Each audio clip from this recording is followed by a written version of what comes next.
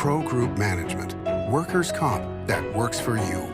This is 7 at 7 from the Las Vegas Review-Journal. Good morning, everyone. I'm Renee Summerhour. Let's get right to our top stories this morning, brought to you by Nevada Hand Silver Sky Assistant Living Community. Learn more at nevadahand.org.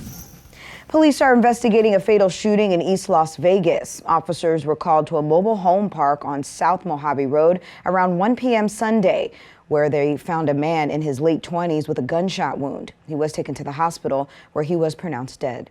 At some point, there was a male who was a white male in his late 30s who was in possession of a rifle. At some point, that male is believed to have fired a round, striking and killing the victim. The male then fled with one other person outside the trailer, and he was last seen leaving on foot. Police are also investigating a fatal stabbing near downtown Las Vegas. Police were called to Charleston Boulevard near Maryland Parkway around 5:30 p.m. Sunday. They found a black male in his late 20s or 30s who had been stabbed in the roadway. According to police, the man had been in a fight with a group of other men before being stabbed. He ran from the scene before collapsing near a bus stop. Detectives have not identified the men involved in the fight. In other news, the new census numbers are out and they show Nevada is one of the most diverse states in the nation. That's according to the Census Bureau's Diversity Index, which looks at the probability that two people chosen at random will be from different racial and ethnic groups. Nevada has the third highest index behind Hawaii and California. The census shows that whites now make up less than half of the state's residents, 45.9%. Meanwhile, Hispanics make up 28.7%. While Nevada's increase in population to now more than 3.1 million people wasn't enough to garner us another seat in the U.S. House of Representatives, it will get us more funding for federal programs and other federal allocations. Additionally, the impacts of our increasing population are going to be felt across the state, with home prices that are already rising and water usage is going to continue to go up. As for Clark County, its population is now more than 2.2 million. Sports, sponsored by Station Casinos, STN Sports. Download the app and get a bonus up to $500 when you sign up. The Raiders welcomed fans to Allegiant Stadium with a 20-7 preseason victory over the Seattle Seahawks. Owner Mark Davis led a ribbon-cutting ceremony before 50,101 fans made their way in for the first time. Seems like 60 years, and this is finally we're getting to go home.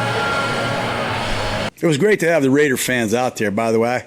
Kind of numb, just to see the world coming back together and to be in this stadium with these fans again. It just warms my heart. I thank them all for coming out, and we are really, really excited about playing in front of them for the rest of this year.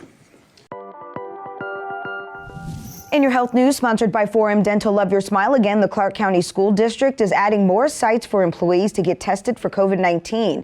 That comes after teachers reported lines of more than 100 people in some sites. Another change, the CCSD now says it will let workers get PCR tests at non-district sites such as pharmacies, UNLV, or the College of Southern Nevada.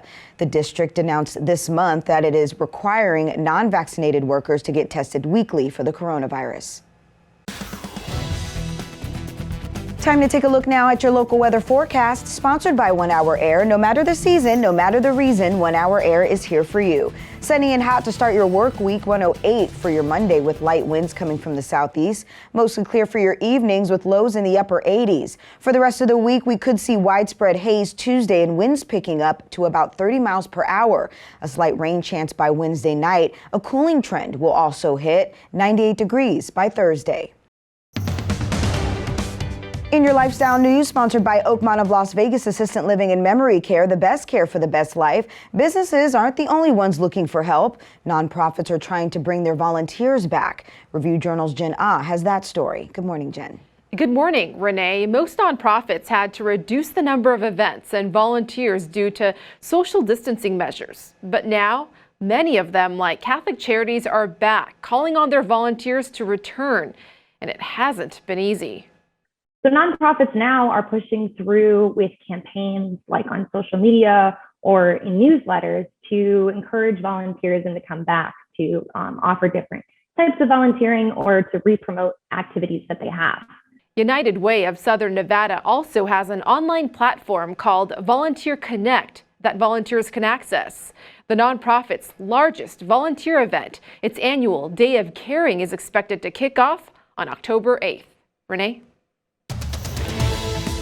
In your business news, sponsored by Bank of Nevada, Bank on Accountability, the Las Vegas economy has some long-term concerns, but it also has some opportunities. Those were some of the themes of this year's Las Vegas Perspective event, sponsored by the Las Vegas Global Economic Alliance. Speakers said Las Vegas has been resilient, but the question is, what comes next? We have all benefited in this community because of the people that came before us and left a community where each and every one of us has had the benefit to prosper. We have the same responsibility to our kids and their kids. Sports betting brought to you by the Las Vegas Paiute Tribal Smoke and Cigar Shop. As the college football season approaches, defending national champion Alabama is the -160 favorite at Circa Sports to win the Southeastern Conference. Georgia is next at +290, followed by Texas A&M at 7-1 and Florida at +1,355. The other favorites in the Power 5 conferences are no surprise. Ohio State is -205 to win the Big Ten. Clemson is -427 to win the ACC.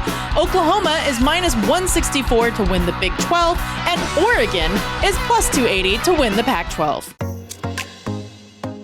In your entertainment news, sponsored by DiscoverYourNevada.com, brought to you by Travel Nevada, the Raiders brought in a Rock and Roll Hall of Famer for their first Las Vegas game in front of fans. John Katzlamidas tells us more.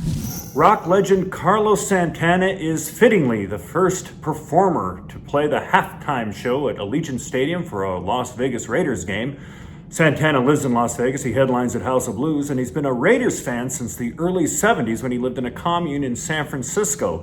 He's also a longtime friend of Mark Davis, and he's the first in what should be a long line of superstars performing at Raider games this season. Thank you for watching 7 at 7 a.m. I'm Renee Semmerauer. If you have an Amazon Fire TV, search Review Journal to download our channel. Watch Las Vegas Breaking News streaming live on your OTT device. We'll see you back here later today for 7 at 7 p.m. From all of us here at the Las Vegas Review Journal, happy Monday. Review Journal Studio, sponsored by Adam Kuttner. Get the maximum settlement as quickly as possible. This 7 at 7 update, sponsored by Pro Group Management. You're watching 7 at 7 from the Las Vegas Review Journal.